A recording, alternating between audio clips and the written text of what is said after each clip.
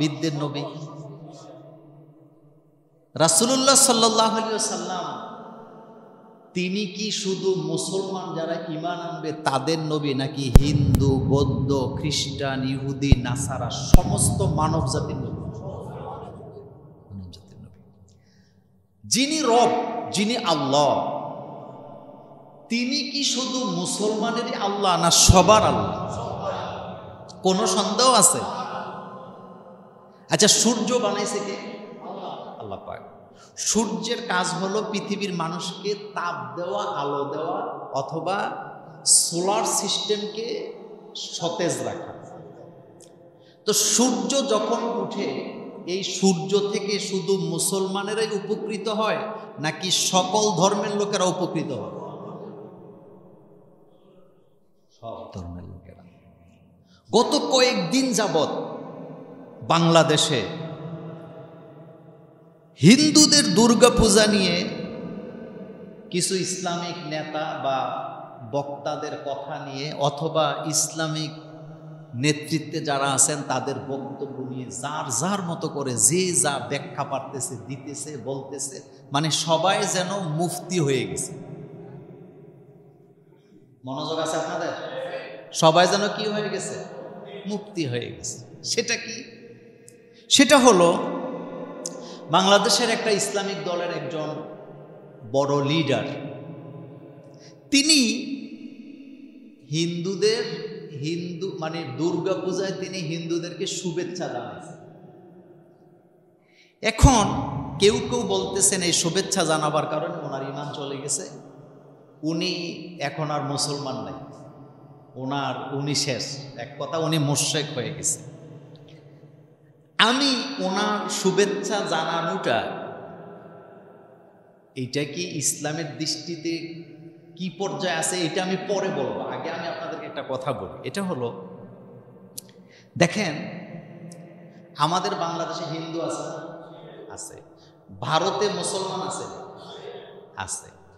আবহমান কাল ধরে হিন্দুরা হিন্দুদের পূজা করতেছে, মুসলমানেরা মুসলমানের ঈদ কি করতেছে, রোজা করতেছে। কিন্তু কারোর সাথে কারো কোনো মারামারি আছে? কোনো দ্বন্দ্ব আছে? দ্বন্দ্ব হওয়াটা কি উচিত? উচিত না।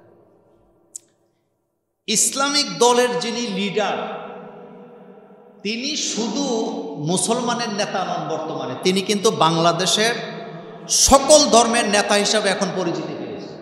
আপনি মানেন চাই না মানেন, এটা আপনার ব্যক্তিগত ব্যাপার, কিন্তু ইনসাফের জায়গা থেকে কথা বলবেন। ডক্টর ইউনূস তিনি কিন্তু জাতে একজন মুসলমান, কিন্তু তিনি বাংলাদেশের প্রধান উপদেষ্টা। তো তিনি কি শুধু মুসলমানদের উপদেষ্টা না হিন্দু, বৌদ্ধ, খ্রিস্টান সবার উপদেষ্টা? তো মনে করেন জামাতে ইসলামের যিনি আমির, তিনি একজন নেতা, এবং বর্তমানে আপনারা জানেন পৃথিবীর সমস্ত যেই দেশের সাথে বাংলাদেশের সম্পর্ক আছে সব দেশের রাষ্ট্রদূতেরা ওনার সাথে দেখা করে। কেন করে? কারণ উনি হচ্ছেন এখন বাংলাদেশের একজন কি টপ লিডারের নেতা, যার কথাকে বিদেশিরা গুরুত্ব দেয়। আচ্ছা, হিন্দুরা ওনার কাছে যায় না? বৌদ্ধিসেরা যায় না? যায়। উনি দুর্গা পূজার ব্যাপারে শুভেচ্ছা জানাবার পদ্ধতিটা হয়তো সঠিক হয় না, কিন্তু উনি যদি শুভেচ্ছা এভাবে না দিয়ে বলতেন যে আপনারা যারা হিন্দুরা পূজা করতেছেন আপনারা পূজা করেন, আপনাদের যদি কোনো সমস্যা হয়, নিরাপত্তার অভাব হয়, তাহলে আপনারা আমাদেরকে বলবেন, আমরা আপনাদের সেই ব্যবস্থা কি করে দিব। কিন্তু মানুষ হিসাবে মানুষের ভুল আছে। দেখেন, ইনসান যেটা বলেন, মানুষ, আরবিতে ইনসান, এই ইনসানের কিন্তু দুইটা অর্থ হয়। ইনসানের এক অর্থ হইল যারা ভুল করে, বলেন যারা। আবার ইনসানের আরেক অর্থ হইল যাদেরকে তৈরি করা হয়েছে কি দিয়া? ভালোবাসা দিয়া, মর্যাদা দিয়া, সম্মান দিয়ে। তাহলে আপনি ইনসান মানে মানুষ, মানেই মানুষের কি হয়? ভুল হয়। কিন্তু কেউ যদি স্লিপ অফ টাং, তার একটু ভুল হয়ে যায়, বা আমরা কথা বলার মধ্যে সীমাবদ্ধতা আছে, আমরা যারা বক্তা আমাদের অনেক সময় ভুল হয় না? অনেক সময় না, প্রায় বলতে যাইয়া আমরা বুঝাইতে চাই একটা, বলে ফেলি আরেকটা, কারণ আমাদের কাছে তো ওহি আসে না। আমরা আমাদের কোরআন হাদিস স্টাডি করে মন মগজ দিয়ে আমরা বুঝে আপনাদেরকে বুঝাবার কি চেষ্টা করি। হয়তো ওনার শুভেচ্ছা দেওয়ার পদ্ধতিটা ভুল ছিল, কিন্তু হিন্দুদের নিরাপত্তা দেওয়ার দায়িত্ব আমাদের আসেনি। আমরা কি তাদেরকে মেরে ফেলবো? আমরা কি তাদের পূজায় বাধা দেব? অবশ্যই না। এখন আসেন আপনি আপনাদেরকে একটা কথা বলি। বাংলাদেশে ধর্মমন্ত্রী নামে একটা মন্ত্রী আসেনি? আচ্ছা, যিনি ধর্মমন্ত্রী বাংলাদেশের হন বা ধর্ম উপদেষ্টা হন, তিনি কি শুধু মুসলমান ধর্মের উপদেষ্টা না সব ধর্মের উপদেষ্টা? যিনি ধর্মমন্ত্রী হন তিনি কি শুধু মুসলমান ধর্মের মন্ত্রী নাকি সব ধর্মের মন্ত্রী? সব ধর্মের মন্ত্রী। ফাইন, আপনারা বুঝছেন কথা। এখন আমাদের বাংলাদেশে একজন ধর্ম উপদেষ্টা আছে না? আছে। তো ধর্ম উপদেষ্টার কাজ হলো সকল ধর্মের ব্যাপারে কি করা? কাজ করা, তাদের যাতে কোনো সমস্যা না হয়। এবং সরকারি যে বাজেট আসে, এই বাজেট মুসলমানদের জন্য আসে, মসজিদ মাদ্রাসার জন্য আসে, কবরস্থানের জন্য আসে, হিন্দুদের মন্দিরের জন্য আসে, পূজার জন্য আসে, বৌদ্ধিস্টদের জন্য কি আছে, তারপরে সকল ধর্মের জন্য আলাদা আলাদা কি আছে? বাজেট আছে।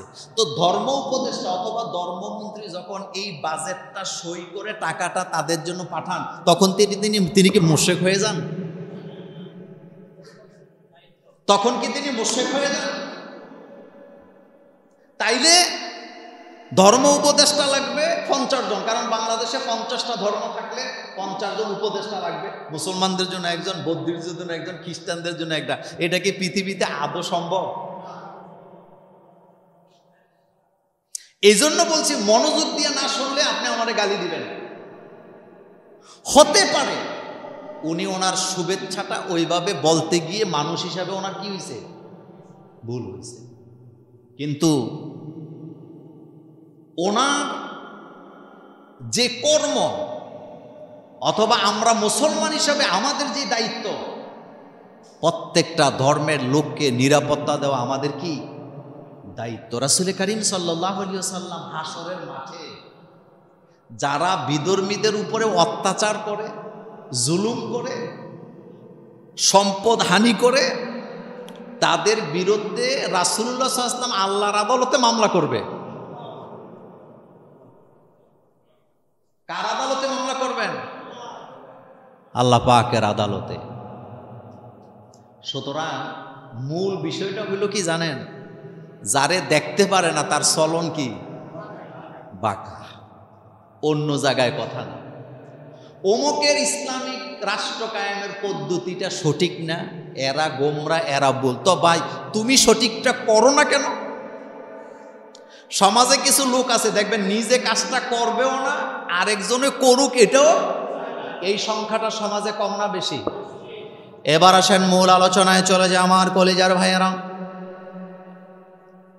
লা ইলাহা ইল্লাল্লাহ মুহাম্মাদুর রাসূলুল্লাহ সাল্লাল্লাহু আলাইহি ওয়াসাল্লাম, এই কথা যারা স্বীকৃতি দিয়েছেন, যারা নামাজ কায়েম করছেন, তারা আমাদের ভাই, তারা আমাদের ভাই। এই কথার স্বীকৃতির কারণে কিয়ামতের ময়দানে আল্লাহ রব্বুল আলামিন জান্নাত জাহান্নামের ফয়সালা করে দিবেন। কিন্তু মজার ব্যাপার হলো আল্লাহ রাসূলের জীবনটা দুই ভাগে বিভক্ত। একটা হলো মাক্কি জীবন, আরেকটা হলো মাদানী জীবন। মাক্কি জীবনে রাসূলুল্লাহ সাল্লাল্লাহু আলাইহি ওয়াসাল্লাম যেই কাবাঘর তাওয়াফ করতেন, কাফের মুশরিকেরাও সেই কাবাঘর তাওয়াফ করতেন।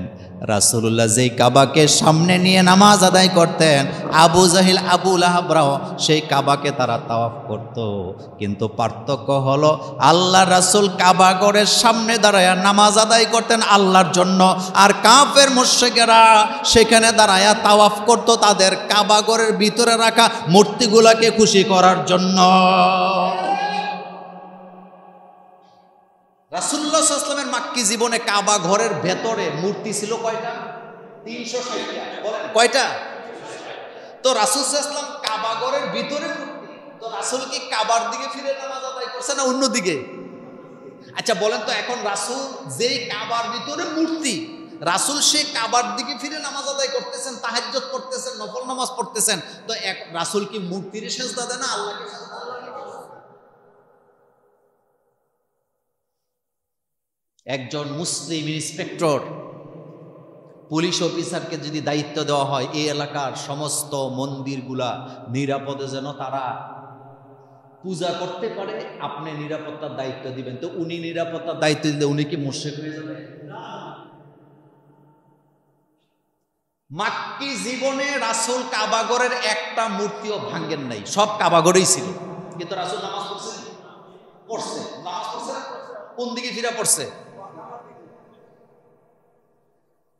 তো মূর্তি অপসারণ হইল কখন? এবার মনোযোগ দেন।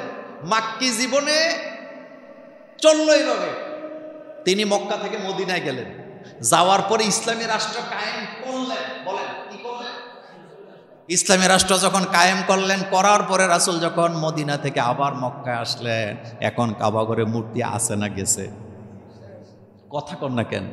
আছে না গেছে?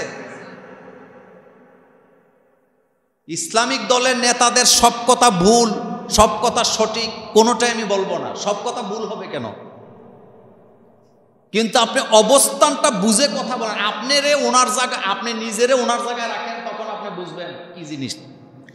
আমাদের যিনি ধর্ম উপদেষ্টা, তিনি বাংলাদেশের একজন বিজ্ঞ আলেম শিক্ষাবিদ, ওনার মতো ব্রেনি লোক কম আছে সমাজে।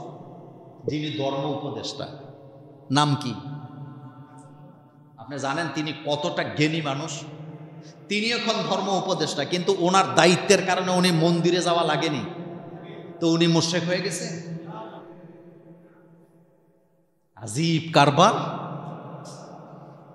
আমি মাহফিলের মঞ্চে গরম গরম কথা বলা এটা হলো এক জিনিস, আর দায়িত্ব পালন করা দুইটার মধ্যে অনেক পার্থক্য আছে। আমরা যখন মাহফিলের মঞ্চে বক্তৃতা দেই, মাঠ গরম করার জন্য কত কথাই বলি, এটা সহজ, কারণ সব লোক মাহফিল কমিটি গোলায় গালায় দিছে, আমার সামনে একটা মাইক দিছে, এখন আমি একটা মিছিল দেওয়াইলাম। তো আমরা স্বভাবগতভাবে আমাদের রক্তের মধ্যে একটা স্পিরিট আছে, আমরা যখন ভালো করে খোঁচা মারতে পারি তখন মানুষের মিছিল দেয়, দেয় না? যেমন আপনারা এই মসজিদে জীবনে অনেকবার আমার বক্তৃতা শুনে মিছিল দিয়ে ফেলছেন না? এটা সহজ, কিন্তু সমাজে রাষ্ট্র সবাইরে নিয়ে কাজ করা এটা কি কঠিন। বাঁকা চোখে দেখেন না। আমার কলেজার ভাইয়ারাম,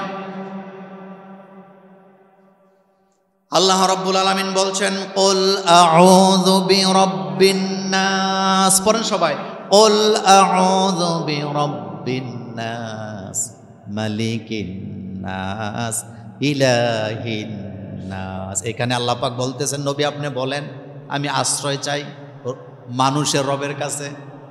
মানুষ বললে তো হিন্দু বৌদ্ধ খ্রিস্টানদেরকেও রাখতে হবে সাথে, কারণ এখানে তো মুসলমানের কথা আল্লাহ বলেন নাই। বলছে নাকি? নবী আপনি বলেন আমি আশ্রয় চাই মানুষের রবের কাছে। কুল আউযু বিরাব্বিন নাস, মানুষের রবের কাছে, মালিকিন নাস, মানুষের মালিকের কাছে, ইলাহিন নাস, মানুষের ইলার কাছে।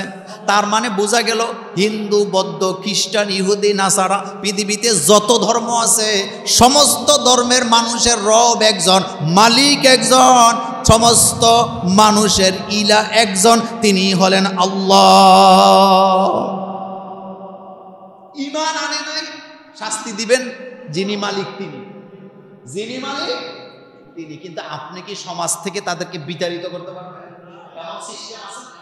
এই জন্য আল্লাহ পাক বলছেন লাকুম দীনুকুম ওলিয়া। বলেন লাকুম দীনুকুম ওলিয়া দিন। নবী আপনি বলেন তোমাদের দিন তোমাদের জন্য, আমার দিন আমার জন্য। তোমাদের দিনের সাথে আমার দিনের কোনো সম্পর্ক নাই, আমার দিনের সাথেও তোমাদের কোনো সম্পর্ক নাই, কারণ আমি গোলামি করি আল্লাহর, তোমরা গোলামি করো মুশরিক, এমন জিনিসের গায়রুল্লাহর, যেই জিনিসের গোলামি মানুষ হিসাবে করা যায় না। রানী বিলকিস সূর্যের পূজা করতেন, তার রাষ্ট্রের লোকেরাও সূর্য পূজা করত। এই ব্যাপারে বিস্তারিত আরেকদিন করবো আলোচনা, শুধু এতটুকু বলি। হযরত সুলাইমান আলাইহিস সালাম প্রথম চিঠিতে বললেন আমরা আল্লাহ ছাড়া কারো গোলামি করতে পারি না, আমরা তো রবের গোলামি করি। তুমি আমি যেই রবের গোলামি করি তুমিও সেই রবের কি করো, গোলামি। রানী বিলকিস প্রথমে খেপছে, প্রথমে কি খেপছেন, কিন্তু যখন সুলাইমান ইসলামের কাছে আসছেন, আসার পরে সুলাইমান আলাইহিস সালামের নমনীয়তা, ভদ্রতা, মেহমানদারিতা, শিষ্টাচারিতা, ক্ষমতা, কৌশল, প্রজ্ঞা দেখে বিলকিস এবার বলতেছে আসলামতু মা সুলাইমান। সুলাইমান যেই রবের গোলামি করে আমিও সেই রবের গোলামি করি। সুলাইমান যে আল্লাহর প্রতি বিশ্বাস রাখে আমিও সেই আল্লাহর প্রতি বিশ্বাস রাখি।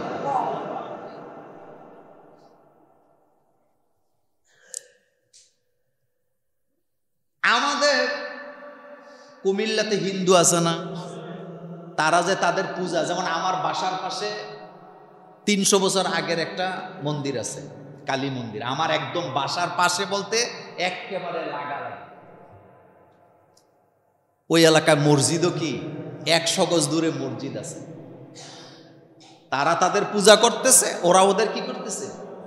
ওই দিন আমার এক জায়গায় দেখলাম জমিন একটাই, এভাবে ভাগ করা, এই পাশে মন্দির, এই পাশে কি মসজিদ।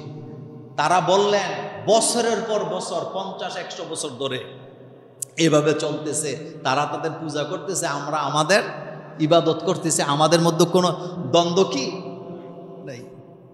ইসলাম কখনো কঠোরতাকে পছন্দ করে না। এই জন্য বলি ভাইরে, না বুঝে আন্দাজি লাফায়ও না। আমাদের অনেক মিডিয়ার ভাইয়েরাও দেখলাম না বুঝে পোস্ট দেওয়া শুরু করছে। আর আমাদের দেশে মন্ত্রী আর মুফতির কোনো কি নাই, অভাব নেই। আপনি একজন দায়িত্বশীল জায়গা থেকে নিজেকে চিন্তা করবেন। দেখেন তো, একই চাঁদ, একই চাঁদে যদি রোজা আর পূজা পড়ে, তারা তাদের পূজা করবে, আমরা আমাদের রোজা রাখবো, কোনো দ্বন্দ্ব আছে? তা আমরা মুসলমানেরা কি তাদের পূজার মধ্যে যাইয়া কি পূজা করি নাকি? অথবা তারা কি আমাদের সাথে রোজা রাখে না? ইসলাম হচ্ছে উদার। বলেন ইসলাম কি? পৃথিবীতে ইসলাম ধর্মের মতো উদার ধর্ম আপনি একটাও পাবেন না। কিন্তু কিছু কিছু ভাইয়ের এতটা উগ্র, মনে হয় যেন তারা সবকে বুঝা, সব তারাই বুঝে, পৃথিবীতে আর কেউ কিচ্ছু। কিন্তু নিজেকে দায়িত্বশীল জায়গা থেকে চিন্তা করেন তো। আমি আপনাদেরকে বলি, জিনারা সমানে ফতুয়া দিচ্ছেন যে তিনি মুশরিক হয়ে গেছে, এই হয়েছে সেই হয়েছে, ওনারে যদি বাংলাদেশের ধর্ম উপদেষ্টা বানান, তো হিন্দুদের জন্য, বৌদ্ধদের জন্য যে বাজেট সরকারের খাতে আছে, উনি কি এটা বাতিল করতে পারবে? এটার পক্ষে উনি সই দেওয়া লাগবে কি লাগবে না? তো তখন কি উনি মুশরিক হয়ে যাবে?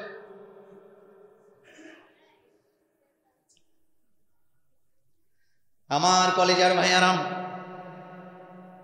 সেজন্য আমাদেরকে মধ্যম পন্থা অবলম্বন করতে হবে, কারো প্রতি কঠোর হওয়া যাবে না। রাসূলকে আল্লাহ পাক বলছেন, হাবিব আমি আপনাকে নরম মেজাজের বানাইছি, কোমল হৃদয়ের বানিয়েছি, যাতে করে মানুষ আপনার কাছে আসে।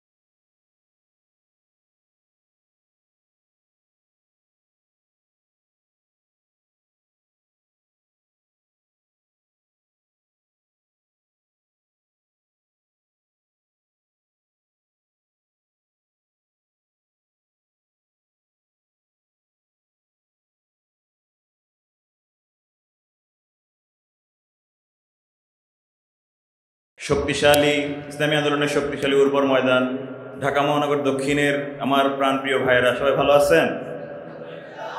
আলহামদুলিল্লাহ। সবাইকে জানাচ্ছি পৃথিবীর সর্বশ্রেষ্ঠ সম্ভাষণ, আসসালামু আলাইকুম রহমতুল্লাহি ওয়া বারাকাতুহু। জি, আমি আজকের এই বাংলাদেশ জামায়াত ইসলামী ঢাকা মহানগর দক্ষিণের কর্তৃক আয়োজিত ছাত্র প্রতিনিধি সমাবেশে উপস্থিত মুহতারাম আমার দায়িত্বশীল বৃন্দ, ঢাকা 5 আসনের জামায়াত মনোনীত সংসদ সদস্য পদপ্রার্থী এবং অন্যান্য দায়িত্বশীল ভাই, এবং আমার সামনে উপস্থিত ঢাকা মহানগর দক্ষিণের সংগ্রামী ছাত্রবৃন্দ, আপনারা এই যে অঞ্চলটা, এই অঞ্চলে আমরা যখন বাংলাদেশ ইসলামী ছাত্র শিবির জাহাঙ্গীরনগর বিশ্ববিদ্যালয়ে যখন নিজের পরিচয়ে যখন কথা বলতে পারতাম না, নিজের পরিচয়ে যখন আমরা সামনে আসতে পারতাম না, তখন আমাদের অনুপ্রেরণার খোরাক ছিল আপনাদের সক্রিয় অংশগ্রহণ। আমরা আমাদের সোশ্যাল মিডিয়ায় যখন সারা দেশ যখন স্থবির, সারা দেশে যখন ধরপাকড়, তখন আপনাদের যে স্বতঃস্ফূর্ত মিছিল দেখতাম, লম্বা সারির মিছিল দেখতাম, তখন অবশ্যই আমাদের মনে তখন যে অনুপ্রেরণা সৃষ্টি করতো, যে ভালো লাগা সৃষ্টি করতো, সেটি অবশ্যই আপনাদের প্রতি আমাদের অনেক দোয়া প্রেরণ হতো। সেই জায়গায় আপনারা সবসময় ছিলেন আমাদের সাহসের বাতিঘর। এবং জুলাই আন্দোলনেও আপনারা যখন এই অঞ্চলটাতে আমাদের যে শক্তিশালী দুর্গ গড়ে তুলেছিলেন, আমরা তখন সেই জায়গায় আমাদের জায়গা থেকে অনেক অনুপ্রেরণা পেতাম। আপনাদের এই যে দীর্ঘ একটা সময় আমাদের ঢাকা মহানগর দক্ষিণের 4 জন শহীদ ভাই এবং জুলাই আন্দোলনে আমাদের 2 জন ভাই যে শহীদ হয়েছেন, সেই যে উর্বর ময়দান, আমরা মনে করি বাংলাদেশের অন্যতম শক্তিশালী একটি জায়গা হওয়ার পেছনে সবচেয়ে বড় যে ভূমিকা পালন করেছে সেটা হলো এই অঞ্চলের, এই ময়দানের আমাদের ভাইদের ত্যাগ। আমরা আল্লাহর জন্য আমাদের যে ত্যাগ, আমাদের যেই স্যাক্রিফাইসের নজরানা আমরা এখানে নিঃস্বার্থভাবে করে যাই, সেটি আসলে আমাদের এই ময়দানকে দুর্ভেদ্য করে তুলেছে। আলহামদুলিল্লাহ। আমাদের, আপনারা জানেন, জাহাঙ্গীরনগর বিশ্ববিদ্যালয় একটি মজলুম জনপদ। সেই মজলুম জনপদে দীর্ঘ 35 বছর আমরা ছাত্র শিবিরের দুটি ছড়াতে পারিনি। আমাদের এই জায়গাকে আমরা বলতাম আলোহীন অরণ্য। যে অরণ্যে সূর্যের আলো ঢুকলেও এই অরণ্য ছিল অন্ধকার। এই অরণ্যে কোরআনের কথা প্রস্ফুটিত করা যেত না, ইসলামী ছাত্র শিবিরের আলো ছড়ানো যেত না। যে ময়দানে শহীদ কামরুল ইসলাম, যাকে ছাত্র শিবির পরিচয়ের কারণে পিটিয়ে সারা রাত ভর পিটিয়ে হত্যা করা হয়, শহীদ করা হয়। যে ময়দানে আমাদের প্রায় অর্ধশত ভাই নিজের ছাত্রত্ব নিয়ে যেতে পারেননি। যে ক্যাম্পাসে নামাজ পড়ার জন্য শিবির সন্দেহে পিটিয়ে মারা হতো সবসময়। যে ক্যাম্পাসে পাখি হত্যার কারণে শাস্তি দেওয়া হলো, কাউকে শিবির সন্দেহে যদি মারা হতো তাকে কোনো প্রকার শাস্তি দেওয়া হতো না। সে ময়দানে আজ আল্লাহর তাকবীর ধ্বনি উচ্চারিত হচ্ছে, আলহামদুলিল্লাহ। আমরা মনে করি এই যে দীর্ঘ সময় পর যে জুলাই গণ অভ্যুত্থান, এই জুলাই গণ অভ্যুত্থানের পরবর্তী সময় আমরা যখন আমরা কিন্তু তখনও প্রকাশ্য কার্যক্রমে অংশগ্রহণ করতে পারিনি। আমাদের প্রকাশ্য কার্যক্রমে অংশগ্রহণ করতে গত বছরের 29 অক্টোবর পর্যন্ত আমাদের অপেক্ষা করতে হয়েছে। আলহামদুলিল্লাহ, আল্লাহ আমাদেরকে সেই সুযোগ দান করেছেন। এবং গত 1 বছর, 29 অক্টোবর খুবই অত্যাসন্ন, এই 1 বছরে আমরা ছাত্র শিবির পরিচয়ে যে পরিমাণ কাজ করেছি, যে পরিমাণ আল্লাহর যে ইসলামের সুমহান বাণী প্রচার করেছি, শিক্ষার্থীরা আমাদেরকে যেভাবে গ্রহণ করেছে, আমরা অবশ্যই সে জায়গায় শুকরিয়া জ্ঞাপন করছি, আলহামদুলিল্লাহ। এবং তারই একটি প্রতিফলন আপনারা দেখতে পেয়েছেন সর্বশেষ জাকসু নির্বাচনে। এই ক্যাম্পাসের একটা যদি অবস্থা বলি, এই ক্যাম্পাসের ছাত্র শিবিরের অবস্থা কেমন ছিল। একদিন একজন ভাই সদস্য সম্মেলনের একটা টি শার্ট ভেতরে পরে আসছিলেন, ওনার শার্টের ভেতরে একটা সদস্য সম্মেলনের টি শার্ট ছিলেন, অবচেতন মনে পরে এসেছিলেন। হঠাৎ যখন দেখলাম, ওনাকে বললাম যে আপনার ভেতরের টি শার্টটা তো ছাত্র সম্মেলনের টি শার্ট, আপনি এটা পরে আসছেন কেন? উনি অবচেতন মনে এমনভাবে হঠাৎ করে নিজেকে উপলব্ধি করলেন, ওনার সারা শরীর তখন কাঁপতে লাগলো, কারণ উনি এত বড় ভুল করে ফেলেছেন। এখন হঠাৎ করে ওনার মনে হচ্ছিল, এখন যদি হঠাৎ আমার শার্টটা খুলে যায়, এখন যদি হঠাৎ কেউ যদি আমার এই গেঞ্জিটা দেখতে পায়, আমি শিবিরের পরিচয়টা পাই, আমার এখন কি হবে? বলছিলাম প্রিয় ভাইরা, বলছিলাম ফ্যাসিবাদী আমলের কথা। সেই জায়গা থেকে আল্লাহ আমাদেরকে আজ এমন একটা পর্যায়ে এসেছেন যে ক্যাম্পাসের প্রত্যেকটা শিক্ষার্থী এখন আমাদেরকে সমর্থন দিয়ে যাচ্ছে। যে ক্যাম্পাসে 25টি পদের মধ্যে 20টি পদে শিক্ষার্থীরা আমাদেরকে নির্বাচিত করার দ্বারা এটি বুঝিয়েছে তারা আসলে ইসলামের যে সৌন্দর্য, সেই ইসলামের সৌন্দর্যের শাসন চায়। ইসলামকে এতদিন ধরে ইসলামোফোবিকভাবে যেভাবে এই বিশ্ববিদ্যালয়ে উপস্থাপন করা হয়েছিল, এদেশের মানুষের কাছে উপস্থাপন করা হয়েছিল, সেই জায়গাটার অবসান চায়। আমরা দৃঢ় প্রতিজ্ঞ যে আমরা আসলে ইসলামের যে সৌন্দর্য, আল্লাহর কোরআনের বিধানের যে সৌন্দর্য, সেই সৌন্দর্যের জায়গাটা ছড়িয়ে দিতে পারবো। আমাদের নির্বাচনে অনেক বাধা বিপত্তি ছিল, অনেক ষড়যন্ত্র ছিল, আলহামদুলিল্লাহ সে সকল বাধা বিপত্তি আমরা পেরিয়ে আসতে পেরেছি। আমাদের ভাইয়েরা অক্লান্ত পরিশ্রম করেছেন শুধুমাত্র এই জন্যই যে ওনারা আসলে আল্লাহর দ্বীনের কাজকে বাস্তবায়ন ক্ষেত্রে কোনো প্রকার পিছপথে চান না। আমরা আশা রাখছি আমাদের এই যে ঢাকা 5 অঞ্চল রয়েছে, অত্যন্ত গুরুত্বপূর্ণ একটি অঞ্চল। এই অঞ্চল কেমন গুরুত্বপূর্ণ সেটা শুধুমাত্র জুলাই গণঅভ্যুত্থান দিয়ে বিবেচনা করা যাবে না, জুলাই গণঅভ্যুত্থানের আগের কনটেক্সট থেকেও কিন্তু এই অঞ্চল অনেক গুরুত্বপূর্ণ। এই অঞ্চলে আমরা যারা ছাত্র প্রতিনিধি ভাইরা রয়েছি কিংবা আমাদের যারা মুরব্বীরা রয়েছেন, সবাই মিলে এই অঞ্চলকে যেন ইসলামী আন্দোলনের জন্য একটি উর্বর ঘাঁটি করা যায়, সেজন্য আমরা আমাদের সর্বোচ্চ এফোর্টটুকু দিব ইনশাআল্লাহ। আমাদের প্রিয় কামাল আঙ্কেল রয়েছেন, কামাল ভাই রয়েছেন, উনি আমি যতটুকু ওনাকে চিনি, উনি প্রায় 2 মাস পরই ওনাকে আসলে জেল হাজতে যেতে হতো। ওনার পরিবার সম্পূর্ণ আওয়ামী জুলুমের সর্বোচ্চ জুলুমের শিকার হয়েছেন। আল্লাহ আমাদের সেই জুলুম সব কিছুর প্রতিদান কিংবা আমাদের যে কাজ করার সুযোগ সেটা দিয়েছেন। আমরা সামনের দিনটাতে এই গুরুত্বপূর্ণ অঞ্চল ঢাকা 5 অঞ্চলে কোনো প্রকার জালিমের জুলুমের সুযোগ দেব না। আমরা আমাদের নিজেদের সর্বোচ্চ এফোর্টটুকু দিব এবং ইনশাআল্লাহ ইসলামী শাসন যেন এখানে আসতে পারে, মানুষ যেন ইসলামের সৌন্দর্য, যে ইসলাম আসলে সবার কথা বলে, শুধুমাত্র মুসলমান নয়, হিন্দু, খ্রিস্টান, বৌদ্ধ সবার যে সাম্য ন্যায্যতা নিশ্চিত করতে পারে, সেটি আমরা দেশবাসীকে দেখিয়ে দিতে প্রস্তুত রয়েছি ইনশাআল্লাহ। সেই জায়গা থেকে আমরা আশা রাখছি আমরা যারা ছাত্র প্রতিনিধি রয়েছি কিংবা এই অঞ্চলে যারা ইসলামী আন্দোলনের কাজে নিজেদেরকে নিয়োজিত রেখেছি, আমরা আমাদের সর্বোচ্চ এফোর্টটুকু দেব ইনশাআল্লাহ। এবং এই যে দেশের জুলুম নিপীড়ন, সেই জুলুম নিপীড়ন রুখে দিতে আমরা ইনশাআল্লাহ নিজেদের সর্বোচ্চটুকু দিয়ে যাব এবং ইনশাআল্লাহ এই অঞ্চলে ইসলামী শাসন প্রতিষ্ঠা করার জন্য, ইসলামী শাসনকে এগিয়ে নিয়ে যাওয়ার জন্য সর্বোচ্চ এফোর্টটুকু দেবো ইনশাআল্লাহ। সবার প্রতি এই উদাত্ত আহ্বান রাখছি। আমরা এই সবার জন্য দোয়া প্রার্থনা করছি এবং একই সাথে আমরা যেন সকল প্রকার অবহেলা দূর করে সর্বোচ্চটুকু দিয়ে বিগত সময় যেভাবে দিয়েছি, এই উর্বর ময়দান, বাংলার স্টালিনগ্রাদ এবং বদর উহুদের প্রান্তর, ঢাকা মহানগর দক্ষিণ অঞ্চল, আমরা ইনশাআল্লাহ একটি সাম্য ন্যায্যতার একটি অঞ্চল হিসেবে সাধারণ মানুষকে উপহার দিতে পারবো ইনশাআল্লাহ। আল্লাহ আমাদেরকে সেই তৌফিক দান করুন। মোহাম্মদ তৌফিক ইল্লাহ বিল্লাহ। আসসালামু আলাইকুম ওয়া রাহমাতুল্লাহ।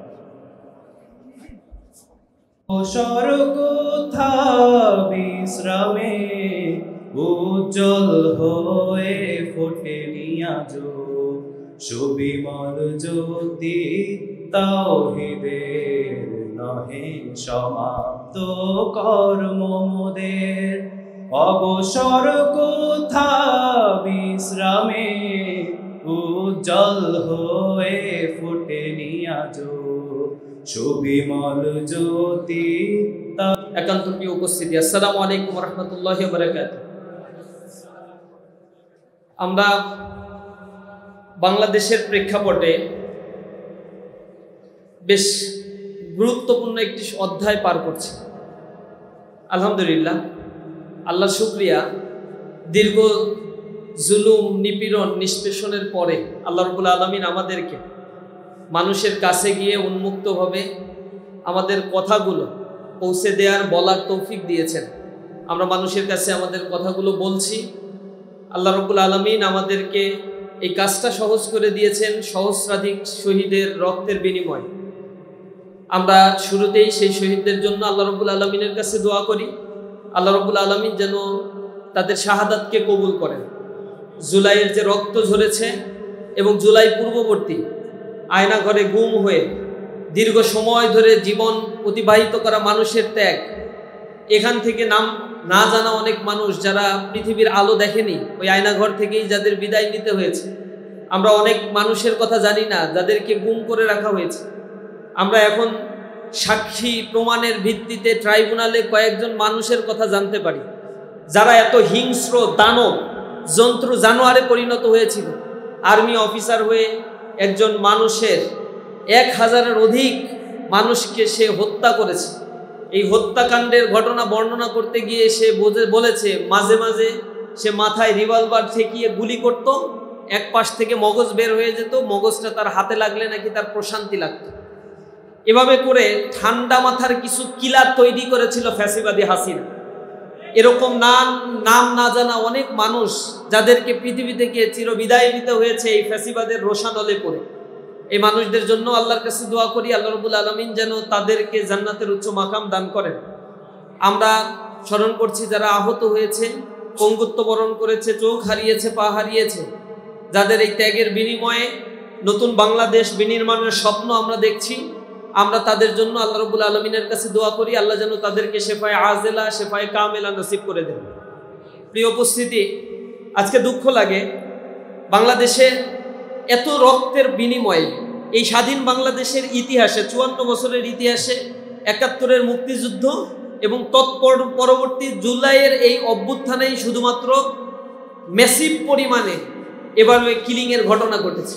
তবে এক্সেপশনাল হচ্ছে 71-এর মুক্তিযুদ্ধে যখন অংশগ্রহণ করা হয়েছিল তখন পাকিস্তানের বিরুদ্ধে যুদ্ধ করেছিল বাঙালিরা বা বাংলাদেশের পূর্ব পাকিস্তান পশ্চিম পাকিস্তানের মধ্যে। কিন্তু এই জুলাই আন্দোলনে যারা আমাদেরকে শহীদ করেছে, আমাদেরকে পঙ্গুত্ব বরণ করিয়েছে, সে হচ্ছে এই দেশে থেকে আমার ট্যাক্সের টাকা খাওয়া প্রশাসন, যারা বিলিয়ন বিলিয়ন ডলার পাচার করেছে এই দেশ থেকে। 240 বিলিয়ন ডলার শুধু পাচার করেছে। এরপরে 28 লক্ষ কোটি টাকার সন্ধান পাওয়া গিয়েছে এরকম তাসরুফ করা, বিভিন্ন ধরনের করাপ্টেড, বিভিন্নভাবে এই মানিগুলো তারা বিভিন্নভাবে অ্যাবিউজ করেছে, এই খোঁজ খবরগুলো পাওয়া গিয়েছে। 58,000 কোটি টাকা জব্দ করা হয়েছে। এভাবে আরো কত কোটি টাকার যে হিসেব রয়েছে, তারা উন্নয়নের কথা বলে মানুষদেরকে বোকা বানিয়ে এদেশের মানুষের স্বাধীনতা, তাদের সার্বভৌমত্ব, তাদের বলার শক্তি, কথার শক্তি, তাদের মুভমেন্টের স্বাধীনতা সব কিছুকে তারা কেড়ে নিয়েছিল এই দানব। আমাদের এই সকল রক্তের বিনিময়ে দানবের বিদায় হয়েছে। কিন্তু দুর্ভাগ্য, দুঃখ হয় যখন আমরা শুনি এই দেশের প্রধান ব্যক্তি, প্রধান উপদেষ্টা যখন বলেন নিষিদ্ধ আওয়ামী লীগ, তাদেরকে নাকি কার্যক্রম নিষিদ্ধ করা হয়েছে, যে কোনো সময় আবার তাদের কার্যক্রম শুরু করতে পারে। এটা ধিক্কার জানাই, লজ্জা লাগে আমাদের। বিপ্লবী কোনো চেতনা এই সরকার এখন আর ধারণ করছে না। পুনর্বাসনের এক ফর্মুলায় তারা মেতেছে। এখানে ছাত্র প্রতিনিধি কিছু রয়েছে যারা ছাত্রদের ম্যান্ডেট নিয়ে ওইখানে গিয়েছে, সেখানে ক্ষমতা একটা মজমা বসিয়েছে আমার কাছে মনে হচ্ছে। আমাদের এত রক্ত ঝরলো, আমাদের সাথে 1 বছরের ব্যবধানে এই রাষ্ট্র নিয়ে, এই সমাজ নিয়ে একবার ডিসকাস করার সুযোগও এই ছাত্র প্রতিনিধিত্ব হয় না। আমি বলতে চাই কোন কোয়ালিটিতে, কোন যোগ্যতায় তারা ছাত্র প্রতিনিধি ওইখানে হয়েছে। এরকম ট্যাক্স স্যাক্রিফাইস জুলাই তাদের ছিল, এরকম হাজারো ট্যাক্স স্যাক্রিফাইস আছে। তারা তো এরকম গাড়ি পায় নাই, বাড়ি পায় নাই, আলিশান জীবন পায় নাই। তারা সেখানে গিয়েছিল জুলাই চেতনা নিয়ে ছাত্রদের প্রতিনিধি হয়ে। যেভাবে ছাত্রদের কথা বলার কথা ছিল, ছাত্রদের সাথে মেশার কথা ছিল, কথা শোনার কথা ছিল, সেই কথাগুলো তারা শুনছে না।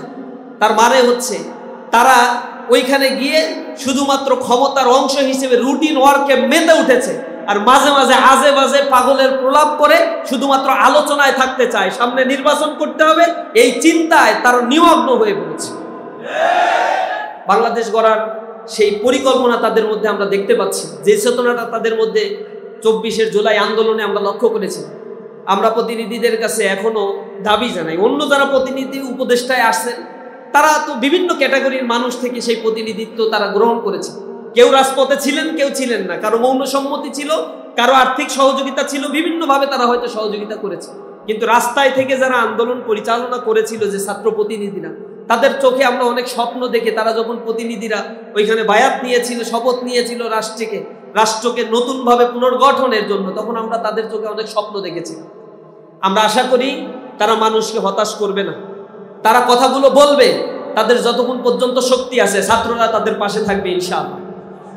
প্রিয় উপস্থিতি, বাংলাদেশের এখন নতুন একটা মেরুকরণের দিকে যাচ্ছে, যে মেরুকরণটা এই বাংলাদেশের স্বাধীনতা উত্তর আমরা কখনো পাইনি। প্রতিটা সময়ে এদেশের স্বাধীনতার সার্বভৌমত্বকে অর্জন করার জন্য অনেক মানুষ জীবন দিয়েছে, কিন্তু দুর্ভাগ্য এই স্বাধীনতাকে অর্থবহ করতে যে ধরনের কাঙ্ক্ষিত নেতৃত্ব দরকার ছিল বাংলাদেশ সেটা পায় নাই।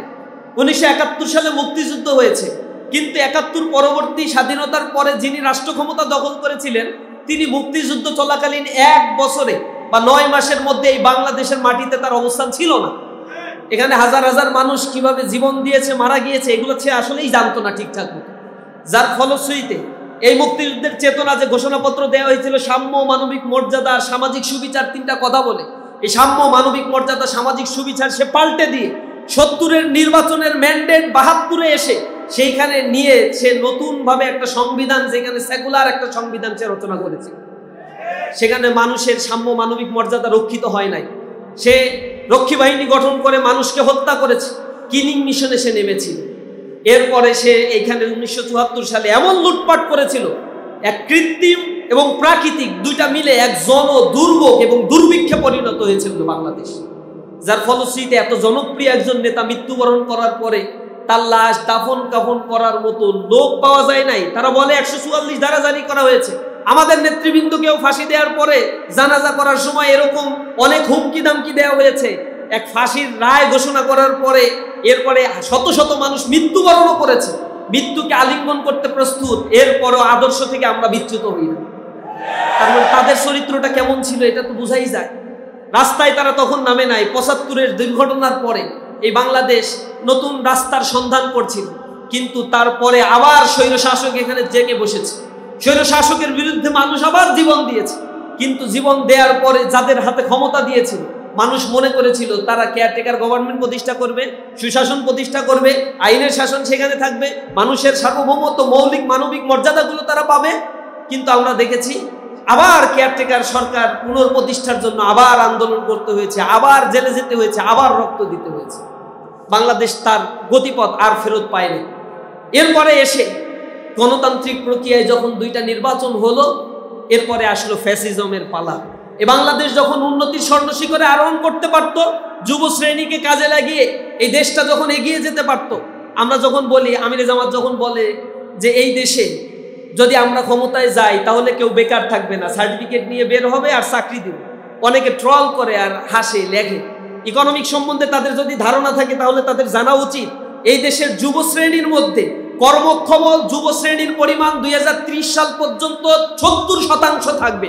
এই যুব শ্রেণীকে শুধুমাত্র 6 মাস, 1 বছর বা 4 বছরে কারিগরি ট্রেনিং দিয়ে যে পরিমাণে এমপ্লয়মেন্ট ক্রিয়েশন করা সম্ভব, তা দিয়ে এই বাংলাদেশটা 4 বছরের মধ্যে পরিবর্তন করে দেওয়া সম্ভব। এই দেশটাকে উন্নতির জন্য কোনো পরিকল্পনা কেউ করে না, কারণ দাদাবাবুরা তাতে অসন্তুষ্ট হয়। এ কারণে দাদাবাবুদের হাতে এটা তুলে দেওয়ার জন্য তাদের পরিকল্পনা। যারা ট্রল করে এই দেশের উন্নতির কথা বললে তাদের গাত্রদাহ শুরু হয়, তারা আমাদের উন্নতি সহ্য করতে পারে। ঢাকা বিশ্ববিদ্যালয়ে ডাকসু ইলেকশনের পরে জাহাঙ্গীরনগর বিশ্ববিদ্যালয়ে কত কনস্পাইরেসি করেছে। 8000 ভোট গুনতে 40 ঘন্টা সময় লাগে। পৃথিবীর ইতিহাস ব্রেক করে ফেলেছে। ঢাকা বিশ্ববিদ্যালয়ে ন্যায় প্রশাসনের বিরুদ্ধে কথাবার্তা বলছে, জাহাঙ্গীরনগর বিশ্ববিদ্যালয়ে তারা ভোট বর্জন করার পরেও প্রশাসনের বিরুদ্ধে কোনো কথা বলে না। আমরা বলি তোমরা বলো ভিসির পদত্যাগ চাই, নির্বাচন কমিশনের পদত্যাগ চাই, সব চাও, সব তো তোমাদের, চাও না কেন? কারণ জানে শত মেকানিজম করেও ছাত্রদের এই গণ জোয়ারে তারা টিকে থাকতে পারে নাই। দিন শেষে তারা সেইখানে মেনে নিতে বাধ্য হয়েছে। তো সামনের ইলেকশনেও এর একটা প্রতিচ্ছবি আমরা দেখতে পাচ্ছি। তারা খুঁজে খুঁজে কিছু কথা বলে যে অমুক জায়গায় জামাত দখল করে রাখছে, তমুক জায়গায় জামাত দখল করে রাখছে। মন্ত্রী পরিষদের 1-2 জনের নাম বলে, অথচ তাদের সাথে কোনো সম্পৃক্ততাই নেই। জীবনে কোনোদিন তাদের আমরা সরাসরি দেখি না। বলে ওইটা হচ্ছে জামাতের লোক, আর বলে না বাকিগুলো কাদের লোক, এটা আর বলে। বলে 16টা ভিসি জামাতের, তাহলে বাকিগুলো কাদের সেটা আর বলে না। সব চুপিসারে নিচে মিডিয়া হাইপ তুলে তারা জামাতি জামাতি বলে, আর সবগুলো নিজেরা দখল করে প্রত্যেকটা জায়গা নিজেদের লোক তারা বসিয়ে রাখছে। সামনের নির্বাচনে তারা এরকম নীল নকশা করছে। যেমনি জাহাঙ্গীরনগর বিশ্ববিদ্যালয়ে মাত্র একটা ইলেকশন, তো এর একটা প্রতিশ্রুতি। রাজশাহী বিশ্ববিদ্যালয়ে আপনারা দেখছেন যে সময় নির্বাচন হওয়ার কথা কি ধরনের কনস্পাইরেসি তারা করেছে। নির্বাচন তাদের কারণে সর্বশেষ যেদিন নমিনেশন জমা দেওয়ার কথা, সেই নমিনেশন জমা দেওয়ার দিন তারা হট্টগোল করেছে, তাদের কারণে একদিন আবার পিছিয়ে দেওয়া হলো। এরপরে তারা আগে আন্দোলন করেছে, নির্বাচনের সময় যেটা নির্ধারণ করা ছিল তার থেকে আবার তাদের জন্য 10 দিন পিছাইছে। আবার তাদের এই নতুন আবদারের কারণে আবার 25 দিন নির্বাচন পিছিয়ে দেওয়া হয়েছে। কোন গণতান্ত্রিক পরিবেশে তারা আদতেও বিশ্বাস করে? তাদের ক্ষমতায় থাকাকালীন 10 বছরে কোন ধরনের ইলেকশন বিশ্ববিদ্যালয়, কলেজ, ইউনিভার্সিটির কোন জায়গায় তারা দেয় না। তারা স্বাভাবিক ডেমোক্রেসিতে বিশ্বাস করে। তারা মনে করে শুধুমাত্র একটাই নির্বাচন হতে হবে, স্থানীয় ইলেকশন না, অমুক ইলেকশন না, তমুক ইলেকশন, একটাই, সেটা হচ্ছে জাতীয় ইলেকশন। তারা ওইখানে ক্ষমতায় যাওয়ার পর বাকিগুলো নিজেদের মতো করে করার চিন্তা ভাবনা তাদের আছে। ধিক্কার জানাই, নতুন বাংলাদেশের পালস তারা বুঝতে পারছে না।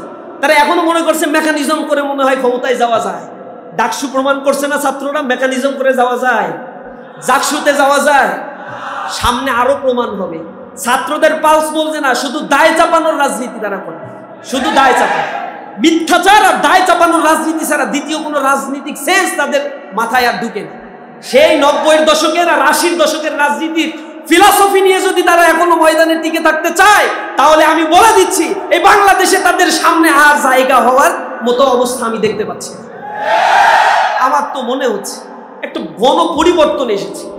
অবজারভেশন যা দেখছেন বিভিন্ন জায়গায়, এগুলো তো আমরা করি না, ওগুলো বিভিন্ন সংস্থাগুলো করে। সেখানে শিক্ষিত সমাজের মধ্যে অধিকাংশই জামাত ইসলামকে চায় আগামীর বাংলাদেশ পরিচালনার জন্য। কারা করাপশন করে, টেম্পো স্ট্যান্ড, সাদাবাজি, দখল, এই বাণিজ্য নিজেদের মধ্যে আন্তঃকন্দল করে, কারণ তারা গ্যাঞ্জাম করতেছে, আমরা তো গ্যাঞ্জাম করি না, গায়ে পরে এসে ঝগড়া করে, আমরা বলি করবো না। এখন কি করবে, মারামারি তো স্বভাবজাত, করতে তো হবে। নিজেরা মারামারি করে 100-র উপরে মানুষের মেরে ফেলছে, পাথর মেরে হত্যা করবে, কোপায়ে হত্যা করবে, এই করবে সেই করবে, মামাবাড়ির আবদার পেয়ে গেছে। পুলিশ প্রশাসন কিছু বলে না, কারণ পুলিশ ধরে নিয়েছে সামনে তারা ক্ষমতায় যাবে। যদি আজকে কিছু বলি তাহলে এই বাংলাদেশের কি যে বাজে কালচার, এই বাজে কালচারের মধ্যে পুলিশের হয়তো চাকরি নাও থাকতে পারে। এই জন্য তাদের বহিষ্কার করার পরে ধরে না, নোটিশে লিখে দিতে হয় যে অমুককে বহিষ্কার করেছি, পুলিশকে পদক্ষেপ নেওয়ার জন্য অনুরোধ করা হচ্ছে। কত লজ্জাজনক একটা বিষয়ে এই দেশের কাঠামোটা দাঁড়িয়ে আছে। এগুলো মানুষ মনে হয় বুঝে না, মানুষের বোকা বানায়, আর কোনো কিছু করা সম্ভব না। সামনে সেই দিন আসছে, জবাব পেয়ে যাবেন, সব কিছু আদায়, কাজকলায় সব কিছু দেওয়া হবে আপনাদের ইনশাআল্লাহ। আমরা বলতে চাই রাজনীতিটা পরিশীলিত হোক, মানুষের কাছে মানুষের অধিকার ফিরে পাক, এখানে আইনের শাসন প্রতিষ্ঠিত হোক, যোগ্য মানুষেরা তাদের চাকরি, তাদের ব্যবসা সঠিকভাবে এদেশে করতে পারো, এদেশে একটি পলিটিক্যাল স্ট্যাবিলিটি আসুক। স্বাভাবিকভাবে এই দেশকে যদি পরিচালনা করা সম্ভব হয়, আমার দেশ এই ক্ষুধা, দারিদ্র পীড়িত আর থাকবে না। দ্রব্যমূল্যের যে ঊর্ধ্বগতি ক্ষণে ক্ষণে তৈরি হয়, সিন্ডিকেট তৈরি করে রাখছে, এই মধ্যসত্যভোগিতা আস্তে আস্তে দূর করে দেয়া সম্ভব। আমরা সোনার একটি বাংলাদেশ গড়ার জন্য স্বপ্ন দেখি, বাংলাদেশকে আমরা গড়ে তুলবো ইনশাআল্লাহ। এই জন্য সামনে আমরা যারা শিক্ষার্থী রয়েছে, পরিবর্তন ইয়াং জেনারেশনের মধ্য দিয়েই আসে, এবং পৃথিবীর সকল পরিবর্তনগুলো যুবকদের মাধ্যমেই হয়। যুবকরা যদি সিদ্ধান্ত নেয়, একটা সমাজ ব্যবস্থায় আমূল পরিবর্তন করতে বাধ্য করতে পারে একটা জাতিকে। সুতরাং আমরা হচ্ছে আগামী দিনের বাংলাদেশ। আমাদের চিন্তা, আমাদের পরিকল্পনাগুলো আমাদেরকে অনেক দূরে এগিয়ে নিয়ে যাবে। আমি আশা করি আপনারা যারা ঢাকা 5 আসনের অন্তর্ভুক্ত রয়েছেন, এখানের বাসিন্দা রয়েছেন, কার্যক্রম করছেন, মানুষের কাছে গিয়ে শুধুমাত্র আমাদের কথাগুলো তুলে ধরার জন্য চেষ্টা করবেন। একটি কল্যাণমুখী, একটি নতুন বাংলাদেশের স্বপ্নের কথাগুলো তাদেরকে বলার চেষ্টা করবেন। আমি আশা করি মানুষ বোঝা শিখেছে, সোশ্যাল মিডিয়ার কল্যাণে মানুষ এখন অনেক বেশি কনসাস। একটি বড় পরিবর্তন ইনশাল্লাহ আসবে। সামনের বাংলাদেশ যদি আবার কোনো আধিপত্যবাদের করাল গ্রাসে পড়ে যায়, তাহলে এই বাংলাদেশের জন্য আবার কোনো খারাপই একটা আসতে চলেছে। আমরা হতাশার সাথে লক্ষ্য করছি, একটা কমিউনিটি ডেভেলপ করেছি যারা বিভিন্নভাবে জামাত ইসলামের বিরুদ্ধে, ইসলামী ছাত্র শিবিরের বিরুদ্ধে পরিকল্পিত প্রোপাগান্ডা ছড়ানোর জন্য চেষ্টা করে। তাদের রাজনৈতিক এজেন্ডা নাই, এমন লেম এজেন্ডা, মিথ্যাচার এজেন্ডা ফেসবুক থেকে পাওয়ার পরে তাদের ভেরিফাইড পেজ থেকে তারা শেয়ার করে। লজ্জা লাগে। ইসলামী ছাত্র শিবিরের কেন্দ্রীয় পেজ লক্ষ্য করে দেখবেন, ফরমাল জিনিস ছাড়া এই পেজ থেকে ইসলামী ছাত্র শিবির কিছু দেয়।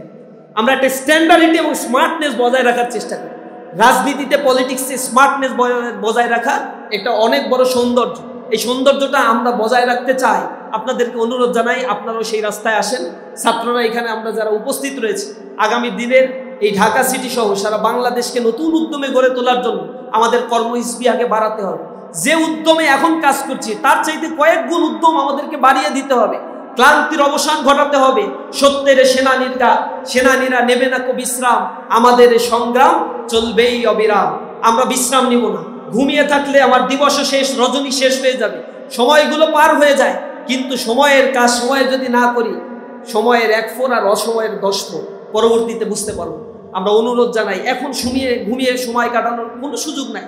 মানুষের কাছে দাঁড়ে মানুষের কাছে কথাগুলো বলেন, মানুষের মনে সাহস সঞ্চার করেন। মানুষ আবার ভীত সন্ত্রস্ত হয়ে পড়েছে, আবার নেতৃত্বের জন্য তারা উন্মুখ হয়ে আছে। কারা তাদেরকে আগামী দিনের বাংলাদেশ গড়ার জন্য নেতৃত্বের আসনে তারাও সমাসীন হতে চায়, তাদের এজেন্ডা কি, তারা কি কথা বলতে চায়, তারা কিভাবে দেশকে গড়ে তুলতে চায়, এই কথাগুলো মানুষ শুনতে চায়, জানতে চায়। আজকে রিকশাওয়ালার কাছে, দিনমজুরের কাছে, খেটে খাওয়া ওই গ্রামের সেই অসচ্ছল কৃষকের কাছে গিয়ে আপনি জিজ্ঞাসা করেন, মানুষ আজকে আস্থা রাখছে জামাত ইসলামের প্রতি, মানুষ আজকে আস্থা রাখছে ইসলামের প্রতি।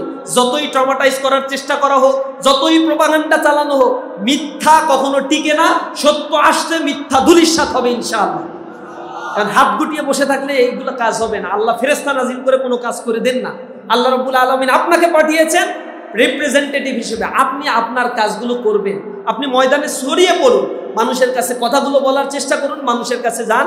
আল্লাহ রাব্বুল আলামিন আমাদের চেষ্টা দেখেন, চেষ্টার পরবর্তীতে আল্লাহ রাব্বুল আলামিন তার ফয়সালাগুলো আমাদেরকে দিয়ে থাকেন। আমরা আশা করি নতুন বাংলাদেশে আমাদের জন্য যে অনুবারিত সুযোগ তৈরি হয়েছে, আমরা মানুষকে বুকে হাত দিয়ে বলতে পারি আমরা দুর্নীতি করি না, আমরা চাঁদাবাজি করি না, আমরা ধর্ষণ করি না, ছিনতাই করি না, রাহাজানি করি না, টাকা পাচার করি না। এই স্বাধীন বাংলাদেশের সার্বভৌমত্বকে টিকিয়ে রাখার জন্য স্বাধীনতা উত্তর বাংলাদেশে যারা সবচেয়ে বেশি ভূমিকা রেখেছে এই দেশ মাতৃকার জন্য, তারাই হচ্ছে বাংলাদেশ ইসলামী ছাত্র শিবির এবং জামাতে ইসলাম।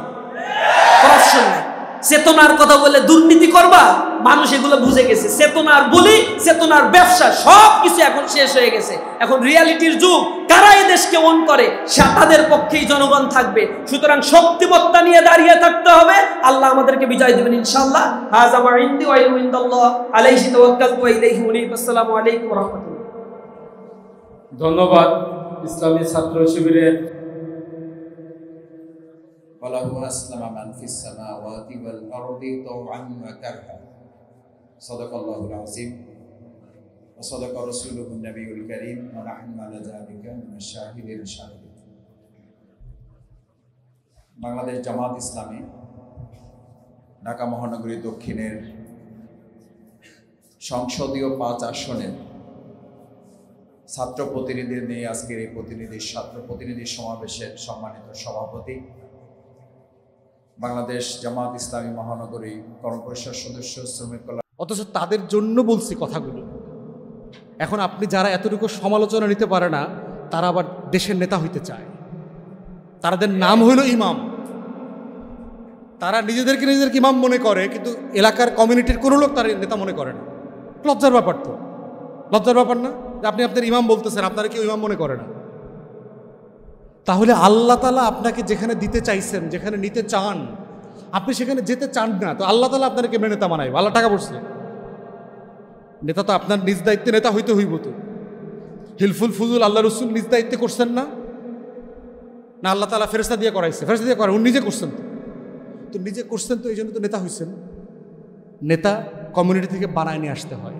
এই জন্য আমাদের ওলামায়ে কেরামরা নিশ্চিন্তে দিনের অনেক খেদমত করে যাচ্ছেন, আল্লাহর কাছে তারা পুরস্কার পাবেন। দুনিয়াতে কিছু পাবেন না, কারণ দুনিয়ার জন্য তারা আসলে কিছু করেন না।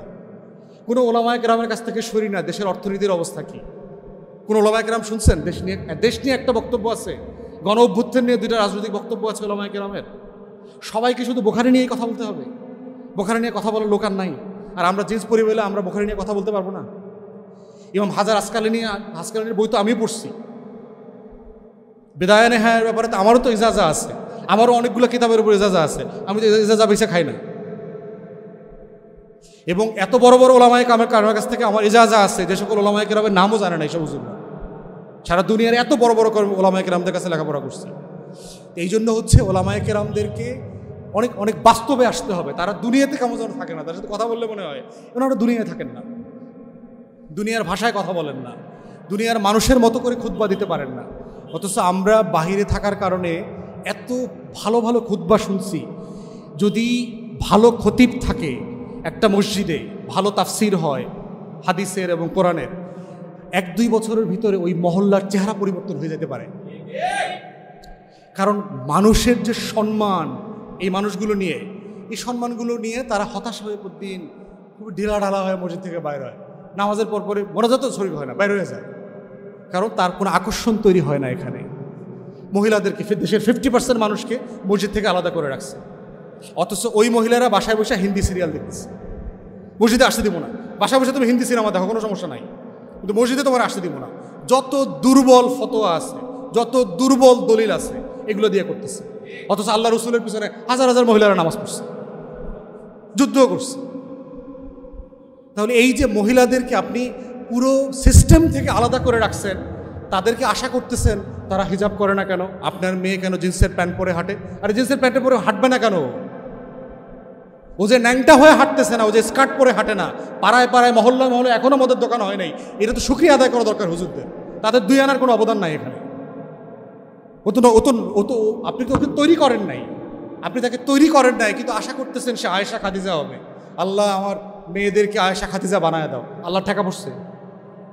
আপনার কোনো কিছু করতে হবে না, খালি এমনি এমনি জন্মায় আয়েশা আর খাদিজা হয়ে যাবে। তাহলে তার যুদ্ধ করা লাগতো না মুসলমানদের, আল্লাহ রসুলকে আহত হওয়া লাগতো না, হাজার হাজার সাহাবীদেরকে জীবন দেওয়া লাগতো না। তাহলে ওলামায়ে কেরামদের হিউজ রেসপন্সিবিলিটি আছে, এবং 24-এর গণ অভ্যুত্থানকে নিয়ে তাদের কাজ এবং দায়িত্ব আরও বেশি। কারণ ওনারাই হচ্ছেন শিকারের প্রথম ধাপের আছেন। ওলামায়ে কেরামরা যদি মাথায় না নেন, তারা কিন্তু বন্দুকের প্রথম গুলিটাতে ওনাদের নামের তালিকা আছে। ওনাদেরকে মাথায় রাখতে হবে এটা। সবাইকে ধন্যবাদ। সালামু আলাইকুম।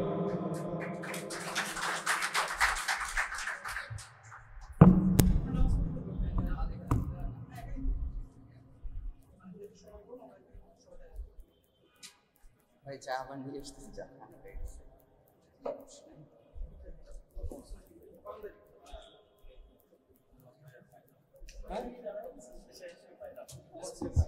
এগুলো তো আপনাদের কাজ না, এগুলো তো আপনাদের না, এগুলো আপনাদের জিনিস না, এগুলো ভাইরাল করতে পারবেন না কেন? হ্যাঁ, এবার এটা ঠিক সিজন নাই, এটা সময় আজকে তো ভাইরাল হবে না, সারা কি এবার কি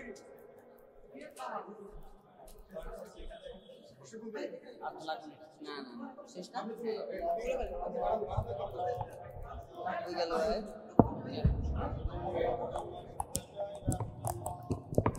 ফ্রাই করো।